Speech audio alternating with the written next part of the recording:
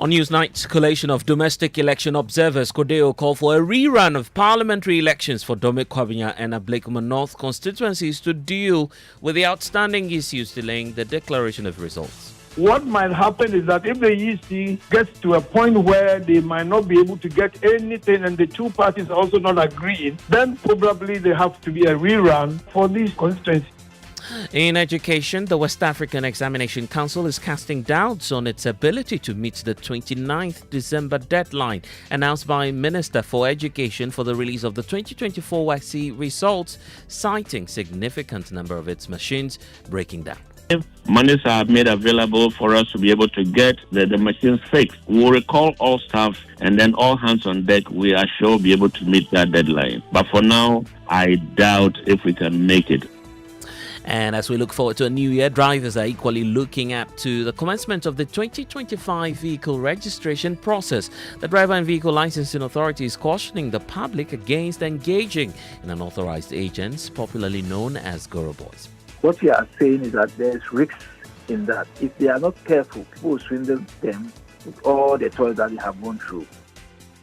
And for those of you who want that New Year tag on your cars, we'll tell you the appropriate process to use. In less than 24 hours, the Eburi Botanical Gardens will be lit as it prepares to host thousands of families for Ghana's biggest parties, the Joy FM Family Party in the Park. Which of the games do you think you can partake in? Dancing. You can dance very well? Yeah. Are you going to have fun? I really like food, so I will partake in the eating competition. You really like food? And all the foodies are here in studio as well as we look forward to that prelude and the biggest family party in the pack. You need to stay on for details of that. I'm Blessed Sogah. All of this in the next 30 minutes.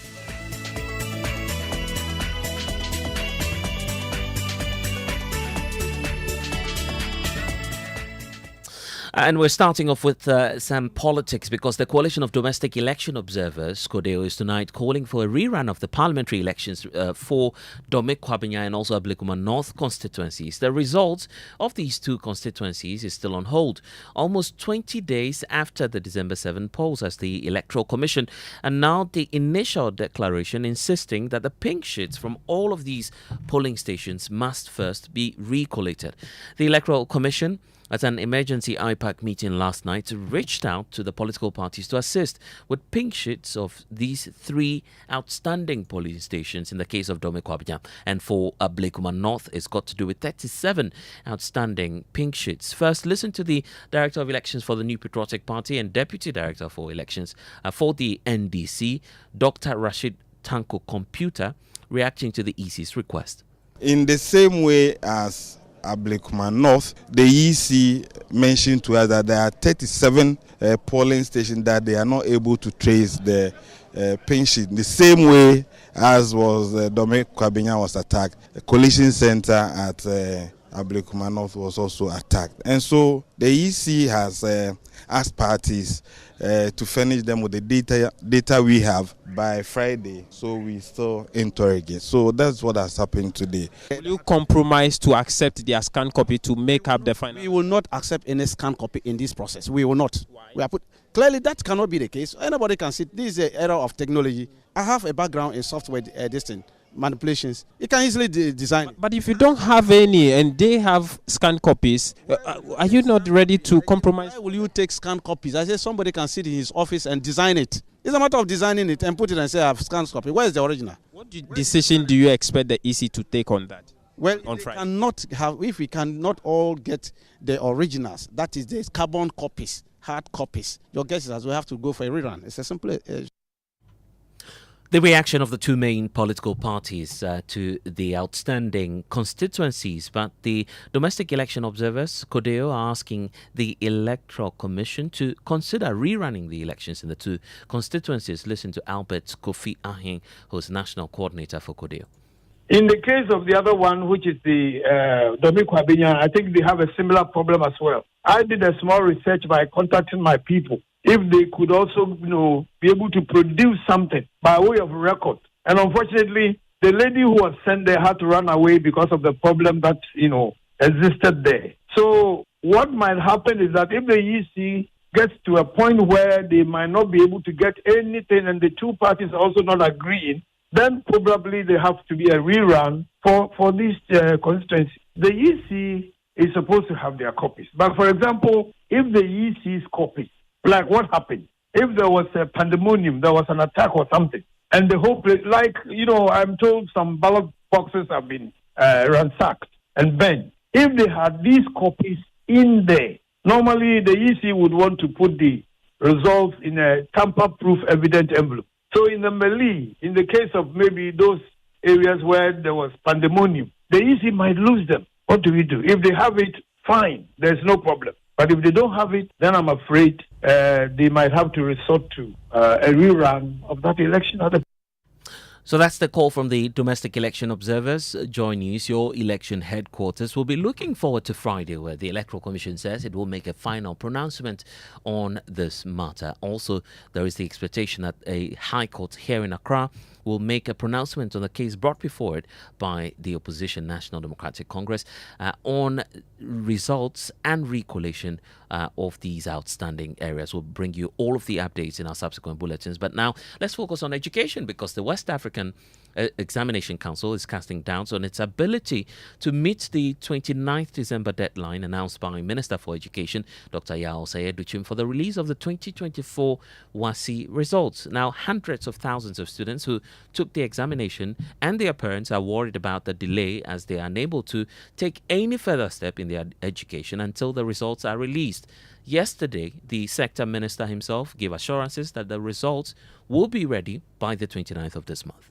The fate of over 400,000 candidates who sat for this year's WASSCE have remained uncertain for the last 3 months following delays by the West African Examination Council to release their results due to broken scanning machines.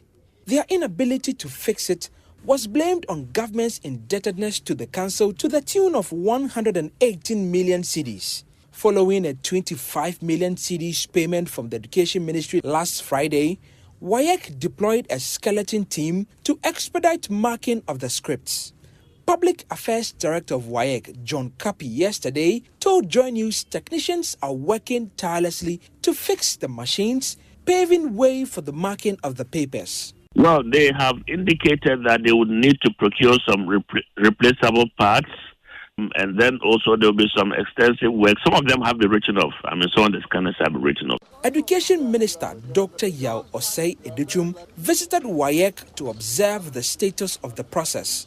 He toured facilities, including rooms housing machines, scanning the objective sessions of exam papers. While progress was evident, challenges with the machines persisted. We have done about 45. Okay, good. By the end of the day, today we'll hit what, 60? The machine keeps on breaking down. They are fast, but they keep on breaking down. So as it's fixed, then we are able to. The technicians are born together. WAEC reports that nearly 50% of the exam papers have been marked. Education Minister Dr. Yao Osei-Edochim assured that the results will be released before the end of the year. This is not unusual. However, I came to apprise myself of developments in terms of the fact that they are working now through the holidays to get the results out on or before 29th of this month.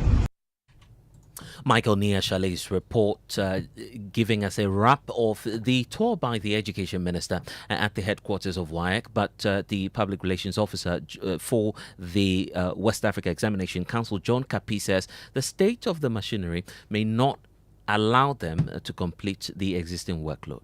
We are on the scanning of the objective answer cards. Unfortunately, the machines are not working at full throttle, so we are moving at a snail pace. In fact, as I speak, there are no staff at the office because the machines that we have fixed are really not working up to expectations. So we are really under pressure, if I could say so. Well, did the minister know about this situation when he made a promise that by 29th the results will be out? Well, when the tour was done, I wasn't here, but when I got to the office yesterday, my head of office indicated that they had shown him the amount of work that had been done. About 45% of the job has been done. We have 55% more to do. The scanners are not working at full throttle, and so we would be glad if they release further funds for us to be able to, buy the parts, fix the machines, so that we can have more machines scanning and the work can move on very fast. So this information, I am told, was made available to the minister. And did you get the funds as you were requesting? Unfortunately, as I speak with you, we haven't received any more funds apart from the 25 million we received on the 18th of December. Well, where does this leave us? Will you be able to meet the 29th of December deadline? It's just 4 days to go. Well, it's 4 days to go. We have indicated the challenges we have. If monies are made available for us to be able to get the machines fixed, we'll recall all staff. And then all hands on deck, we are sure we'll be able to meet that deadline. But for now, I doubt if we can make it. It's a very sensitive issue, so I want to be very careful what I say. John Kapi speaks for the West Africa Examination Council.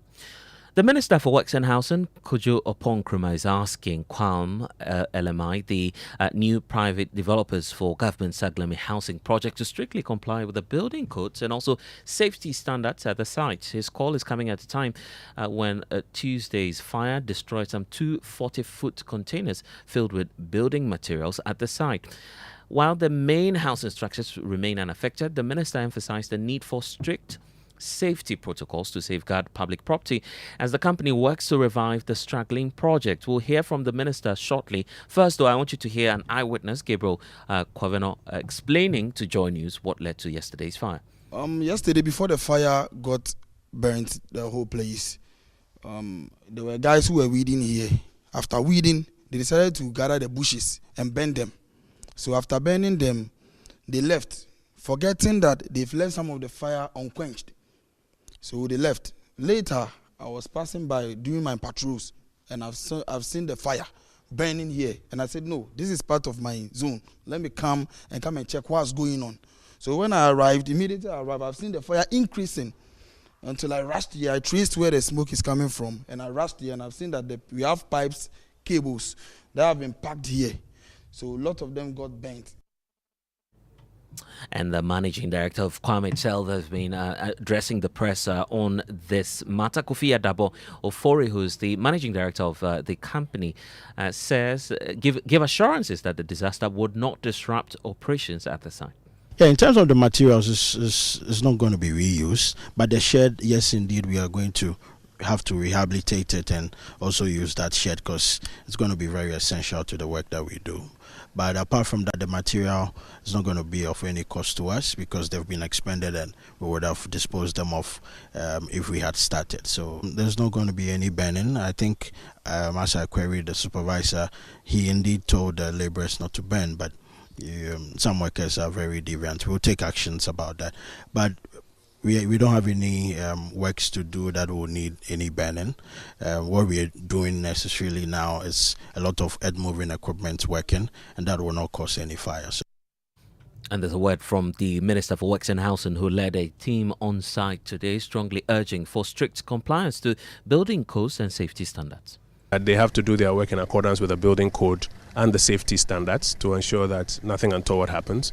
They've also given us timelines, a little over 400 days by which they expect to bring this project to completion. I've told them that they have to do well to comply with those timelines as well. You can also see that they've started clearing the commercial area where they are hoping to put up the commercial properties that will service the residential properties here. And again, we've asked them to do well to comply with the timelines and the standards there.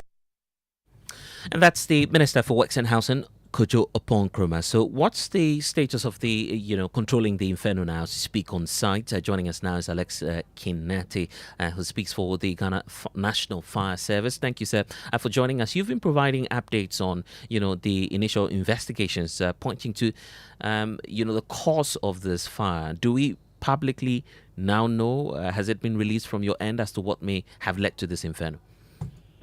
Hi, so good evening to yourself and to your listeners. So as rightfully said by the eyewitnesses, the fire started from the burning. Though it looks like that's the initial assessment, as a service, would want to look beyond that and be sure if there was no other elements at play. So yes, per initial assessment, I'll attribute it to the indiscriminate burning. But then again, we'll subject it to some other investigation just to be able to come up with a very conclusive investigation. Yesterday's Inferno is just one of the numerous cases recorded in this U-tide. Do you have any advice for the public in terms of what they need to be cautious about? So I'll use the Saglemi housing project as a good example of what people should not do during this Harmattan period, bearing in mind that indiscriminate burning can result in fires. Also would implore people to, as a matter of urgency or as a matter of gesture, to try and give out fire extinguishers to loved ones as gifts as compared to the everyday convention of happening. Because fires are rife, and giving someone a fire extinguisher during this tide would be a very good gesture. Also would implore that since the kids are on vacation in our home, would involve parents to try to keep the children away from the kitchen and then keep matches far away from the reach of children. Since these, when kids are home, we tend to record a lot of fires as kids tend to, indiscriminately use fires a lot to play. And not to belabor this point, but there are those who are citing political reasons for, yesterday's outbreak, calling a certain section of the public of being behind this or masterminding this act. Are you investigating that as well? Possibly some breach of this property that we're talking about? Well, as a service, we are not leaving any stone unturned. But then I wouldn't want to quickly jump the gun and attribute it to any foul play. As rightly said, the initial assessment points to indiscriminate burning starting a fire. And so we are looking at all options, but then we wouldn't want to jump into conclusion that it might be politically motivated. It's a storage area where this is electricity. So it could be anything. So we wouldn't want to toe any particular line. We are examining all other aspects to be sure we have a very credible investigation at the end of the day. Grateful for your time here on Newsnight. And for those of you who are vehicle owners seeking to, catch the frenzy and excitement of having the 2025 number plate, there's a warning coming through from the Driver and Vehicle Licensing Authority, DVLA, which is tonight, urging the public to avoid using unauthorized agents, popularly known as Goro Boys, as it prepares to kick off the 2025 vehicle registration process on the 2nd of January. The authority warns that relying on middlemen could lead to fraud or complications in the registration process. It's assuring vehicle owners that its streamlined processes and procedures, including the use of online vehicle registration systems, will ensure a smooth and efficient experience for all clients. Here, listen to the manager of corporate affairs at DVLA, Francis Tufo, explaining earlier. Caution, especially the general public and the owners of motor vehicles, not to rely on the services of unauthorized persons or third parties to render services for them. For us as DVLA, our services are transparent. That somebody will tell you that he's busy somewhere so he can't come, and then he will give his documents to somebody else to do it for them. What we are saying is that there's risks in that. If they are not careful, people will swindle them with all the toils that they have gone through. For instance, if you know you can't even come, you can start the process at home. You can just go on DVLA, on online.dvla.gov.gh to apply. So I'm using your medium to appeal to the public, especially owners of motor vehicles, that they shouldn't trust individuals anywhere, unauthorized persons, to register their vehicles or motorbikes for them. They should come to DVLA, any of our offices, and we will assist them to do so. And for those of you who want to start off with the process, here's how. Then you have to move straight to any of the private vehicle test stations across the country with your vehicle documents, present the customs entry documents to any of the PVTS across the country for assessment and for clarification to ensure that the documents covering the vehicles are authentic or are genuine. Thereafter, after you present the same documents on the vehicle to any of our offices for customs officials or officials of the Ghana Revenue Authority Customs Division to also check, to clarify, to ensure that the documents are genuine. Then officials of DVLA will generate invoice for you. Then on the 2nd of January, which is Thursday and beyond, you just pass by to make payment of the exact amount that have been required or you've been required to pay. Then your data biometric details will be captured. Thereafter, we'll just issue you with the certificate of title and registration smart card, and then a roadworthy certificate and all the necessary ancillaries that you will require. Then that will mark it. And interestingly, within DVLA now, it will take you less than 1 hour to have your vehicle registered. So there's no need at all for you to have that confidence in somebody you don't know, for you to lodge your documents to him or to her to do that for you. There's so much risk in that. And that's the warning coming through from the Driver and Vehicle Licensing Authority's Corporate Affairs Manager, Francis Tufo. Don't be carried away by the cars, because today is Christmas. Millions of Ghanaians today are ushering in the birth of Christ with joy, gratitude, and acts of kindness to loved ones and families. Some mark the day with church services, community outreaches, and also spending time with the less fortunate. Let's take you to the OT region, where Peter Senu spent time with some members of the Assemblies of God Church. Yes, I'm currently at the Holy Ghost Center, Assemblies of God Church, KJV, here in the OT region, where they are having their Christmas service. But I have the head pastor here with me, who want to share a few message with his congregants and other fellow followers. Here I have the head pastor, Reverend Dr. Stephen Kwame with me. Good morning and welcome to Joy News. Good morning, you're welcome. How are you? I'm okay. Today's service, what is the message for the service? How is it for you? Yeah, in fact, it's good news, because our Lord Jesus Christ was born into this world about 2,000 years ago, and we are here this morning to celebrate his birth. And so, exactly that, but I see some packages on the ground here. Who are they going for, and what are we doing with them? The packages, because we are celebrating, we are giving it to the vulnerable, the widows, the aged, and then also the needy. We want everybody to have a bite today to celebrate as we celebrate the birth of Christ. That's the feeling in the OT region. But down south in the Volta region, Ivy Setoji has also been giving us a sense of how people there are celebrating the birth of Christ. A lot of people, because it's Wednesday, a lot of people prefer to go to the markets, the shops, to shop, and then wait for evening to go out to celebrate. There are lots of parties in town today, starting from 6 p.m. Some have already started. And so right now I came to church with my family, so I'm going back home and go to the market and get something to prepare for my children, and so we can go back to town and also celebrate. So there's a lot ongoing today as we celebrate the birth of Christ. Obviously, a lot of excitement and fun there by Ivy Setoji, reporting from the Volta region. But in the Upper East region, we have Albert giving us some updates. In the Upper East region, we have the market day, which comes every 3 days. But because of Christmas, every day for the last 2 days looks like a market day. The streets are very busy every time you step into town. I am yet to step into town this morning because I went for a late event yesterday, and I didn't wake up very early today. But that's the mood across the Upper East region here. A lot of people will also take advantage to visit their families. And of course, Albert, there, speaking to us earlier in the morning, but we understand that the excitement is still on in the Upper East region, and same for Central region, where Eric Asante reports.